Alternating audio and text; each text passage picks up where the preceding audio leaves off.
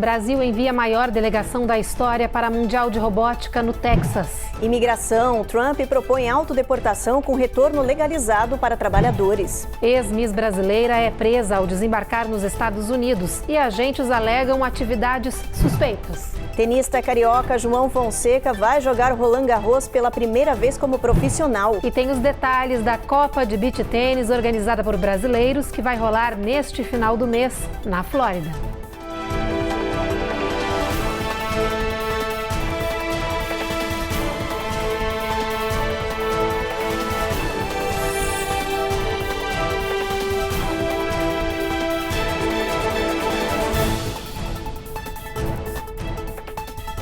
Olá, boa noite. Muito boa noite. Começou hoje em Houston, no Texas, a etapa mundial de robótica e neste ano o Brasil vem com tudo para a competição com a maior comitiva da história. São 18 equipes brasileiras representando 6 estados e o Distrito Federal nos 4 dias da etapa. A Carla Marinho traz todos os detalhes para a gente. Agora eu vi do lado azul, lá dentro, do lado sim. Boa, galera! A competição promove a educação e o desenvolvimento de habilidades técnicas e de trabalho em equipe. Tudo pronto em 3, 2, 1, Racing! Na First Robotic World Championship, a famosa competição mundial de robótica, que acontece em Houston, no Texas, o foco é estimular a criatividade e a inovação na área da robótica, onde o Brasil tem crescido e muito nos últimos anos. O destaque do nosso país é tanto que a etapa deste ano, nos Estados Unidos, conta com a maior delegação brasileira da história. A comitiva é composta por 280 integrantes, sendo 179 estudantes entre 9 e 18 anos, vindos de escolas do SESI e de instituições públicas e privadas do Distrito Federal e dos estados de São Paulo, Santa Catarina, Maranhão, Sergipe, Rio Grande do Sul e do Mato Grosso. Essa oportunidade de você mostrar o seu trabalho fora do país e também de conviver com outras culturas, de conhecer outras dinâmicas, isso é muito rico, né? E eu tenho certeza que isso prepara muito melhor os nossos estudantes para o mundo do trabalho. A competição mundial é a primeira experiência em outro país para a maioria desses estudantes. Está sendo muito incrível, é muito diferente, muito incrível ver todas essas equipes de todos os mundos reunidas aqui e todas por o mesmo propósito, né? Com os mesmos interesses ali, com diferentes ideias para cada robô. Eles se preparam durante todo um ano, fazendo primeiro a preparação dos projetos, dos robôs e ir trabalhando nas escolas. E eles têm uma oportunidade única que muitas outros estudantes não têm, que é poder, nesses dias que estão aqui em Houston, conviver com outros estudantes. A maior parte das equipes brasileiras compete na categoria mais avançada do torneio, com robôs industriais de até 1,5 metro de altura e projetos sociais que promovem o acesso à robótica em comunidades Brasil afora. As demais equipes disputam nas categorias com robôs de Lego e uma categoria intermediária, com robô de porte médio. As competições serão transmitidas ao vivo pelo canal do YouTube do SESI. Aqui também eles encontram grandes patrocinadores de empresas. É um trabalho que a gente ainda precisa aprimorar no Brasil, para que as empresas possam entender que esses estudantes que trabalham com a robótica, eles têm um diferencial. O torneio começou hoje e vai até o dia 19 de abril, mas os robôs brasileiros só entram na disputa a partir de amanhã. Na competição estão 15 mil estudantes de 50 diferentes países. Nossa expectativa está lá em cima. A gente fez ele pensando em ser um robô bem competitivo mesmo, que conseguisse cumprir o básico daqui e realmente ter uma boa pontuação dentro das partidas. Uma modelo e influenciadora brasileira foi presa e deportada dos Estados Unidos após tentar entrar aqui no país com um medicamento considerado ilegal. O caso acabou repercutindo nas redes sociais depois que a brasileira contou que foi detida no aeroporto de Chicago, onde faria uma conexão para Los Angeles. Franciele Ouriques, que vive em Florianópolis, viria para o país para ir ao festival Coachella. Segundo ela, os agentes de alfândega encontraram em sua mala o analgésico Tramal, a base de um opioide que é proibido aqui nos Estados Unidos. E por isso, ela teria sido barrada, presa e deportada. Mas ainda segundo a brasileira, os agentes vasculharam o celular dela e encontraram conversas sobre planos de abrir uma empresa aqui no país e obter o Green Card, sendo que ela viajava com o visto de turista. Os agentes teriam alegado suspeitas de envolvimento em atividades ilegais. A modelo denunciou que ficou presa por horas sem ter um direito a um advogado. Ela teve o visto cancelado. Mudando de assunto, o presidente Donald Trump anunciou que vai implementar um novo programa para incentivar a autodeportação, oferecendo dinheiro e passagens aéreas aos indocumentados. A declaração foi feita no mesmo dia em que o governo apertou o cerco contra os imigrantes sem status que vivem aqui no país, incluindo aqueles que são casados com cidadãos norte-americanos. O novo foco do governo Trump são as famílias de status mistos, onde pelo menos uma pessoa não tem documentos. O objetivo é proibir que esses grupos recebam ajuda para residir em moradias públicas ou que sejam despejados se estiverem vivendo em casas desse tipo. A medida ainda não entrou em vigor. Será uma parceria do governo federal com o Departamento de Habitação e Desenvolvimento Urbano. A ideia é que esse acordo siga o mesmo molde do ICE com o IRS, que vai fornecer os dados dos residentes ao Departamento de Imigração. Essa é a medida mais recente do governo Trump contra os indocumentados, para forçar milhares de imigrantes sem status a deixarem os Estados Unidos.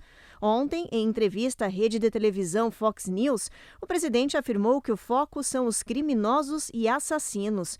Trump declarou que vai lançar um programa para indocumentados trabalhadores, para que eles se autodeportem e depois voltem de forma legalizada. O governo pretende oferecer dinheiro e passagens de avião para esse grupo. We're going to give them some money and a plane ticket, and then we're going to work with them. If they're good, if we want them back in, we're going to work with them to get them back in as quickly as we can. As regras não mudaram, as leis não mudaram. Esse benefício do H-2D, o Departamento de Habitação aqui da América, sempre foi autorizado, sempre foi permitido para essas famílias de status imigratório misto. Por exemplo, o pai e a filha têm cidadania americana, mas a mãe é indocumentada. Esse benefício sempre foi autorizado, tanto é que já existe até uma fórmula, existe um cálculo para diminuir o benefício, diminuir esse subsídio para essas famílias de status migratório misto, que é justamente para contrabalancear, fazer a contraposição do membro de família que não deve receber esse benefício. Então as regras não mudaram, esse benefício do H-2D é perfeitamente legal. Essas notícias que vêm da Casa Branca, elas são mais para gerar medo, gerar pânico e provocar a autodeportação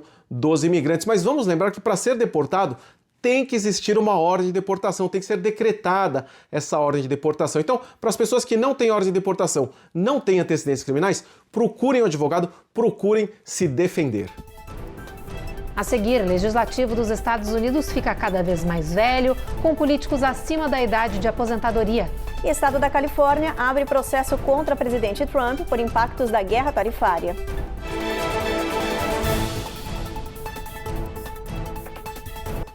Ih, ô Evelyn, tá distraidão aí, tá vendo? Ih, que vacilo. Por que você não aproveita esse momento então para se inscrever aqui no canal, dar aquela curtida e deixar um comentário gostoso? A gente vai adorar, não esquece, né? Ativa o sininho, hein? Ativa o sininho.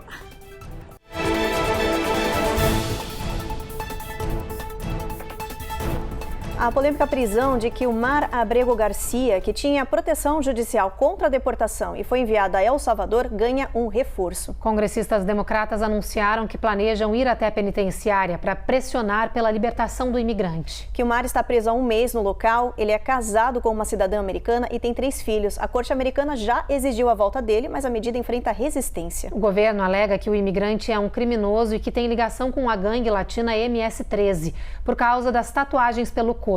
Os advogados contestam as alegações. O Partido Republicano criticou essa iniciativa dos democratas. Disse que a viagem deles a El Salvador comprova o apoio do partido aos ilegais e criminosos em detrimento do povo americano. Um levantamento mostra que a política dos Estados Unidos continua envelhecendo. 2/3 dos senadores já superam a idade estimada para se aposentar no país, que é de 65 anos. E no Congresso não é muito diferente, não. É um dos legislativos mais velhos da história dos Estados Unidos. Hoje, a média de idade entre os congressistas é de 59 anos e entre os senadores, 64. Só no Senado, hoje, 50% dos políticos têm mais de 65 anos, ou seja, superaram a idade média de aposentadoria nos Estados Unidos. 34 deles já passaram dos 70, sendo 5 com mais de 80 anos. O mais velho é o senador republicano por Iowa, Charles Grassley, de 91 anos. Na contramão, o mais jovem é o democrata da Geórgia, Jon Ossoff, de 38. No Congresso, o político mais antigo tem 87 anos. É o republicano do Kentucky, Hal Rogers. E o mais jovem da casa é o democrata da Flórida, Maxwell Frost, de 28 anos. Uma pesquisa recente da CNN mostra que a maioria da população, 3 em cada 4 pessoas, está preocupada com o avanço da média de idade dos líderes do país. Segundo uma análise da 538, um site de agregação de pesquisas, um dos motivos para tantos políticos velhos no poder é o envelhecimento da própria população dos Estados Unidos, porque normalmente eleitores mais velhos têm maior probabilidade de escolher quem tem uma idade aproximada com a sua. Segundo a análise da Quorum, o envelhecimento da política também afeta estados e municípios e chega até a Casa Branca, com Donald Trump sendo o presidente mais velho da história, aos 78 anos. Para boa parte da população, a idade avançada dos políticos preocupa. Eu acho que é importante ter uma data limite para que eles estejam ali na Câmara, no Senado. Eu acho que 70, 75 anos por aí. É uma boa idade para que ele esteja. Eu acho que tem diversas formas de compartilhar. Já que se eu cheguei a 75 anos, se fosse o limite da minha idade, eu poderia sair e poderia continuar contribuindo com a minha experiência, mesmo de fora do Senado ou da Câmara. Eu acho que idade depende muito de cada um. Eu vou fazer 70 anos e estou cheia de vida, eu estou cheia de projetos e... Não é a idade, é a cabeça da pessoa, entendeu? É o mais importante. Eu me sinto jovem, cheia de energia, assim, e eu acho que a idade não é nada. Tem tantos jovens que são velhos de cabeça, né? Quando a gente fala em juventude, assumindo cargos políticos, entrando, a gente vem trazendo junto com a juventude uma nova cultura, né? Um novo tipo de pensamento. E o antigo... ele traz mais conhecimento e o antigo ele traz mais, qual é a palavra que eu queria usar? Mais sabedoria e ele é mais fechado. Eu acho que o ideal, penso eu, que seria o equilíbrio. O 40, o 45, né? O 60 ele está muito antigo. Ele fica muito na ideia antiga, de não abrir para muita coisa, e o jovem já abre muito. Então, o meio termo, na minha opinião, seria o melhor. A Califórnia está reagindo à imposição tarifária do presidente Donald Trump na Justiça. O governador do estado, Gavin Newsom, anunciou que vai abrir uma ação judicial na Corte Federal processando Trump pelo uso de poderes de emergência para implementar unilateralmente tarifas globais amplas. De acordo com um comunicado à imprensa, o governo californiano argumenta que as tarifas prejudicam famílias e empresas do estado. No processo, são citados impactos na cadeia de suprimentos e na alta da inflação, com elevação de preços, dificultando a vida dos moradores. E o processo judicial argumenta que Trump não tem autoridade para impor tarifas tão extensas, prejudicando o país como um todo, afirmando que tal ação exige a aprovação do Congresso. No começo dessa semana, um grupo de pequenas empresas norte-americanas também entrou com um processo judicial similar contra Trump. O grupo argumenta que o uso de poderes de emergência por Trump é ilegal e que o presidente não pode impor tarifas generalizadas de forma unilateral. Depois do intervalo, novo relatório mostra aumento de diagnósticos de autismo em crianças. E homem mantido refém por pai e madrasta durante 20 anos conta como escapou de cativeiro em Connecticut.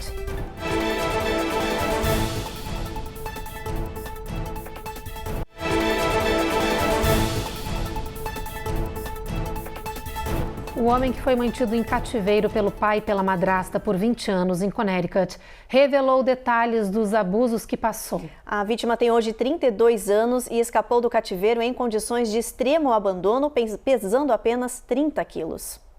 Desde que Kimberly Sullivan foi presa em 12 de março, familiares da vítima estão em choque como a meia-irmã dele, que diz ter passado a vida tentando descobrir seu paradeiro. I just need him to know that he's got people, you know, and we love him. Agora, pela primeira vez em uma declaração pública, a vítima contou detalhes do que viveu. Sou sobrevivente de mais de 20 anos de cativeiro e violência doméstica. Fui mantido prisioneiro na minha própria casa desde que fui tirado da escola na 4ª série, ele escreveu. Segundo a polícia, a vítima tinha 11 anos quando o pai e a madrasta iniciaram os maus tratos e alegavam que o menino havia desaparecido. Só agora, após a morte do pai, é que o homem conseguiu escapar, e isso só foi possível porque ele ateou fogo no quarto onde era mantido preso. O caso chocou o país, especialmente pelas condições em que o homem, que hoje tem 32 anos, foi encontrado.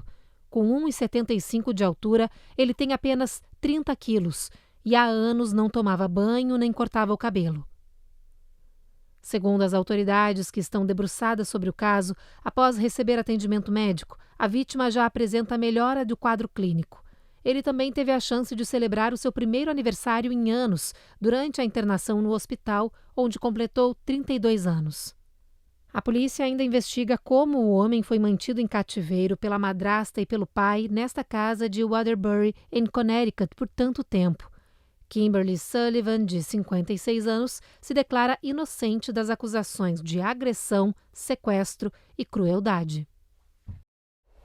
O CDC disparou hoje um alerta para o aumento no número de casos de pessoas diagnosticadas com depressão aqui nos Estados Unidos. Segundo a agência, mais de 1 em cada 8 pessoas com 12 anos ou mais sofrem da condição no território norte-americano. Os dados são de um novo relatório divulgado nesta quarta-feira. E segundo os especialistas do CDC, os números mostram que a prevalência de depressão no país quase dobrou no período de um ano. E mais, as mulheres são as principais vítimas, com probabilidade maior de desenvolver depressão do que os homens. A depressão também cresce entre a população mais jovem, com cerca de 20% das crianças e adolescentes diagnosticadas aqui no país. Os dados preocupam principalmente porque, segundo o levantamento, de todas as pessoas com depressão nos Estados Unidos, apenas cerca de 40% recebe aconselhamento ou terapia.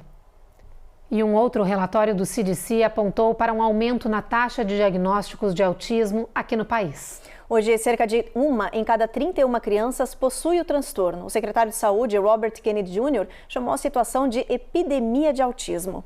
A Sociedade Americana de Autismo indicou que o aumento dos casos está diretamente ligado a melhores atendimentos, conscientização, mais ferramentas para diagnósticos e descoberta precoce do transtorno. Segundo um relatório do CDC, hoje 1 em cada 31 crianças tem autismo nos Estados Unidos.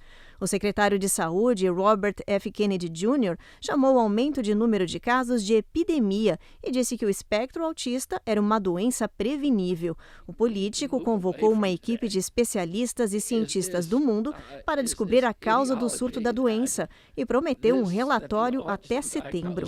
The autism prevalence increases, the relentless increases, are simply artifacts of better diagnoses, better recognition, or changing diagnostic criteria. A Sociedade Americana de Autismo condenou a iniciativa e recebeu a notícia com ceticismo, pelo histórico de Kennedy de ser um crítico das vacinas.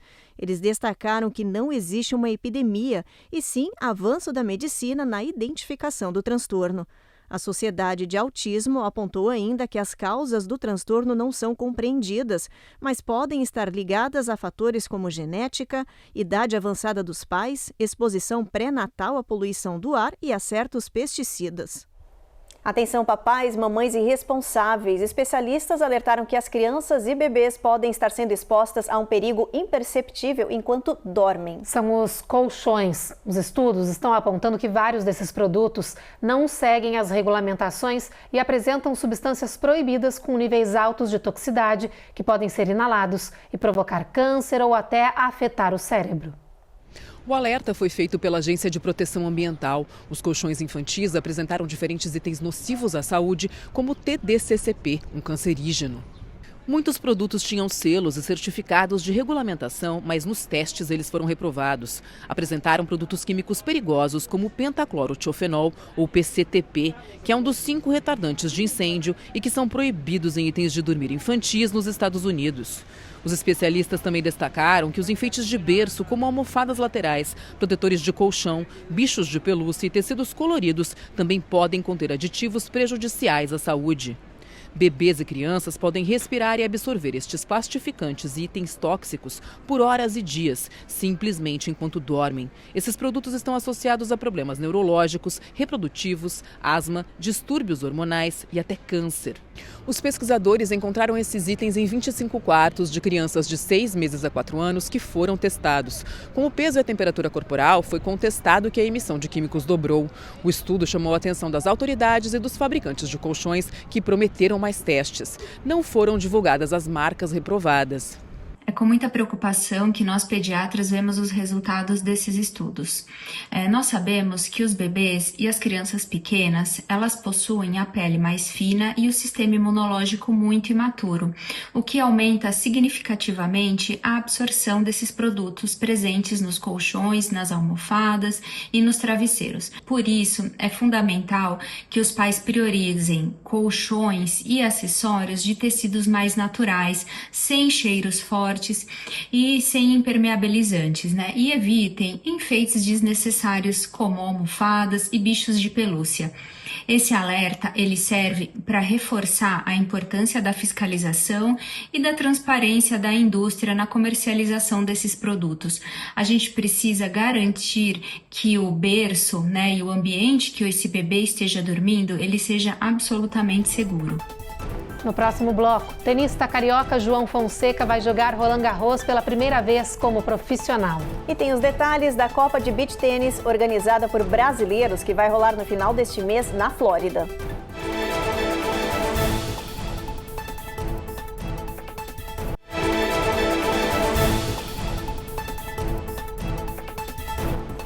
No próximo sábado, quem olhar para o céu à noite terá a chance de ver um lindo fenômeno. A lua rosa de abril, mas apesar do nome, ela não fica colorida não. A Pink Moon é basicamente uma lua cheia que recebeu esse nome no mês de abril por causa da primavera. Cientistas da NASA explicam que neste mês a lua cheia, apesar de linda, vai estar um pouco menor do que o normal. E isso se deve ao fato de, neste sábado, a lua estar no ponto mais distante possível da Terra, a cerca de 48 mil quilômetros, além do ponto comum de uma superlua. A NASA disse ainda que depois do fenômeno deste sábado, a próxima superlua vai acontecer em novembro. E aí ela estará bem mais próxima da Terra. Vamos agora para a previsão do tempo. Vem comigo aqui no telão. A gente começa na região lá de Nova York com previsão de tempo encoberto. Bastante sol na capital do país, máxima de 65. Em Charlotte, tempo nublado, mas o sol volta a brilhar na faixa de Norfolk até Atlanta. Na Flórida, a previsão é de bastante sol em todo o estado, com máxima batendo 90 em Tampa. Esse calorão com sol continua em New Orleans e também em Houston e Brownsville com sol entre nuvens. San Antônio, a gente tem sol entre nuvens também, com máxima de 89 e mínima de 68 graus. El Paso, a máxima de 90, tempo encoberto, sol entre nuvens também nessa região aí. Albuquerque, olha, gente, o mesmo cenário, máxima de 81, mínima de 46 graus Fahrenheit. Phoenix já tem previsão de sol brilhando o dia inteiro, sem nuvens nessa área, máxima de 82.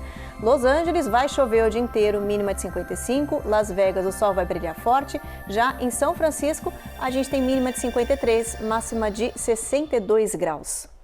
E o tenista carioca João Fonseca vai jogar Roland Garros pela primeira vez. A confirmação saiu agora e animou a torcida brasileira, que vai assistir ao gênio em ascensão disputar o mais importante Grand Slam do mundo como profissional. E essa será ainda a primeira vez que ele entrará na disputa sem precisar passar pelo qualifying, que é a fase preliminar. Isso é possível pela posição dele no ranking mundial. Por norma, os 100 primeiros colocados entram direto na chave. O João ocupa hoje a posição de número 59. João já competiu no complexo da capital francesa como juvenil em 2023 e alcançou as quartas de final. E atenção, comunidade, no final deste mês acontece a competição de beach tênis, um esporte que caiu no gosto dos brasileiros. São esperados mais de 300 atletas que vão competir em diferentes categorias nas areias de Pompano Beach, na Flórida. A Cone Rocha tem os detalhes pra gente. Sol, mar azul, música e muito esporte. Esse é o clima do Beach Tennis Fest 2025, que vai acontecer na praia de Pompano Beach nos dias 26 e 27 de abril. O torneio é gratuito e vai reunir mais de 300 atletas que vão competir em diferentes categorias. O esporte já virou uma febre nas praias americanas. O beach tênis é jogado na areia com uma bola mais leve e regras simples. A bola não pode tocar no chão e os pontos são como no tênis tradicional. Além de divertir, esse esporte ajuda na saúde e boa forma e é o queridinho dos brasileiros que vivem aqui nos Estados Unidos, especialmente na Flórida.